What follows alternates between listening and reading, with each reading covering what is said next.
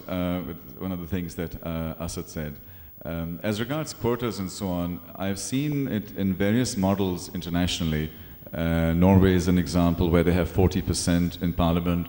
There are various others like that. Once you put a forced quota there, even of positive discrimination, it has happened in South Africa with black empowerment and so on. Is it that wrong to actually have a baseline that women's participation and involvement will be there? Then us men who have different stereotypes will be forced to think in that direction. Tariq, particularly for Parliament in Pakistan, I think that's actually works against the interests of women. When you have these quota seats which are derived from nominations by political parties, all of which are controlled by men, the 30% women who are coming in there are coming in on the basis of men who are actually controlling them. So it's actually insidious because you've got 30% women supposedly in there, and the woman's perspective is reflected in the parliament, but it's actually not.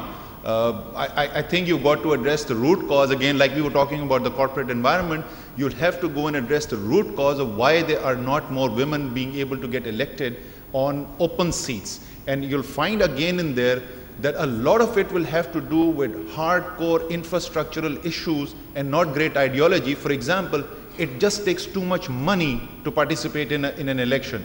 And we've got to address issues like election funding before you'll see more merit-driven election to the assembly. And the moment it's more merit-driven, by definition, you'll see much more women come in, independent women who'll think on their own. Great, thank you for that. Tariq, I'd like to add something to that about quota system. I understand that it's not worked so effectively within Pakistan, but it'll take time. And if you don't give that quota, then even that 30% representation or whatever has been decided in this new term, I don't think women will even be 30% of the parliament if you don't give them that kind of forced representation. I understand when you say that the nominations come actually from the men of the family, and that's something I think, Tariq, I was talking to you about before we started this session. It's all about making the system work. There's nothing wrong with the quota system. It's about how it is made to work to the benefit of women. Particularly about this, I'd like to point out that Norway also has, their Companies Act says that 40% of representation should be given to women on all publicly listed companies. And this is being in effect from January of 2008, and Spain is following. So is Sweden. So there was a survey conducted of Fortune 500 companies in 2004 where they surveyed companies where the top positions were occupied by women as opposed to companies where there weren't many women in the top positions. There was a 35.1% increase on return on equity on companies where women were at the top, and an overall 34% return to shareholders. So it's proven that women, how we do it is we create diversity in the workplace. Obviously, we show you another way of managing things. We bring in more ideas to the table. I'm not saying someone is better than the other, one gender is better than the other. I'm just saying that we also have some good ideas to bring to the table if we are allowed to do that. Thank you very much. Thank you for that. There's a question here. Zubair साहब से मैं question करना चाहूँगी क्योंकि उन्होंने ये point raise किया था कि विमेन वर्कफोर्स में आ जाती हैं, लेकिन जो उनका एक्सेप्टेंस लेवल है, especially when they are in the decision making position, वो बहुत लो है. तो is it because of the religious thing, or the societies has set up norms or the patterns of life that women in decision-making roles are not accepted in a way that they should be? That should be okay. See, the causes are many, and I think it's also the fact that we haven't invested in education in the country as such, and the women has suffered much more because of that, because their ability to get out of their homes and so on, as you go around the country. And while I was saying earlier that we should not think so much about changing long-term attitudes, we should act now. But the fact is that you have to take some actions that will build the right environment in the long term, that will educate more women, that will give them more options, and so on.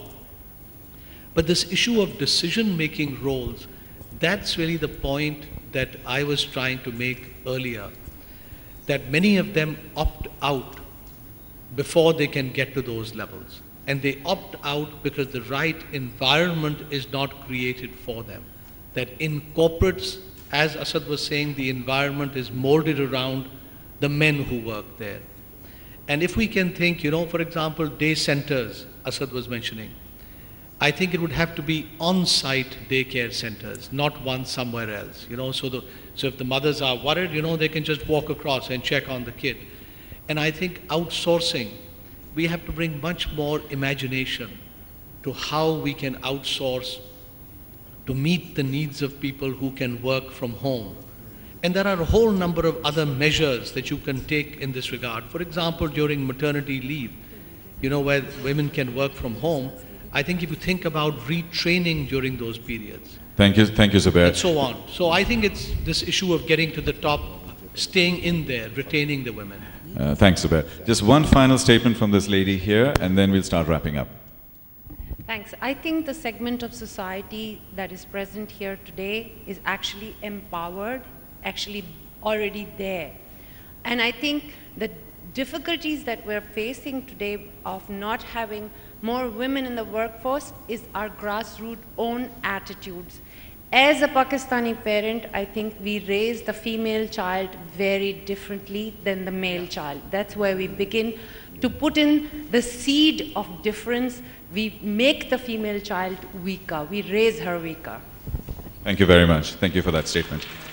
Right, there are lots of questions here, but unfortunately we can't stay with them, and we need to start wrapping up.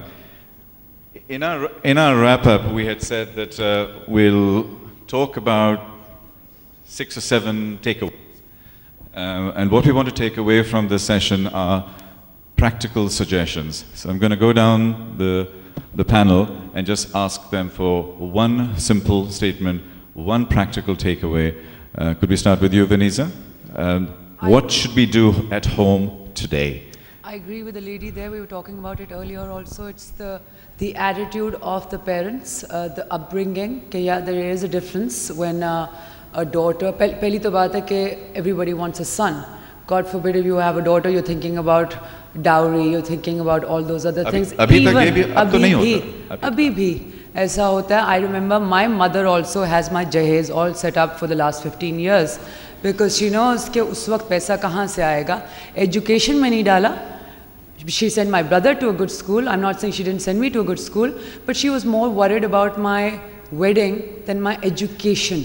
So yes, that perception in homes has to change, that a woman can contribute, like she said, a lot more by bringing something different on the table as far as work is concerned. So iska matlab ye hai ki jo agli generation aayegi, jo our kids and so on. It's changing. It's different. Changing, absolutely. My sister, on the other hand, my youngest, is going to the Oxford University for her summer course because I'm sending her there. Why? Because education is as important, because I know she will contribute in her life because things have changed, because both husband and wife have to work now to have a comfortable lifestyle. Things are changing.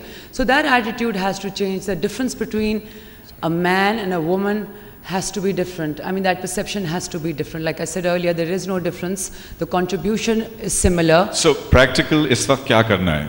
जो इतनी यहाँ ख़वातीन यहाँ बैठी हुई हैं और जो families हैं, उनको अब आज practical चीज़ क्या करनी चाहिए? Parents have to stop discriminating. That's the practical suggestion. Yeah. Thank you very much for that. It starts with the parents. Mohsin. I would like to say that life is all about choices, and why should we pay the price of somebody else's choice and live our lives according to their choice? So learn to make your choices right. There are no right or wrong choices. It's your choice.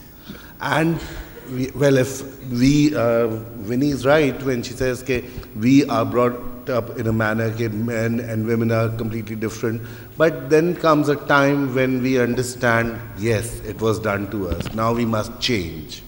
So just take your life in your hands, and authority and your rights are never given to you on a platter. You have to snatch them away from you. So practical क्या कहना चाह रहे हैं आप? Practical, just how can be we just yourself. ये तो बहुत आसानी की चीज़ है कि आप take your life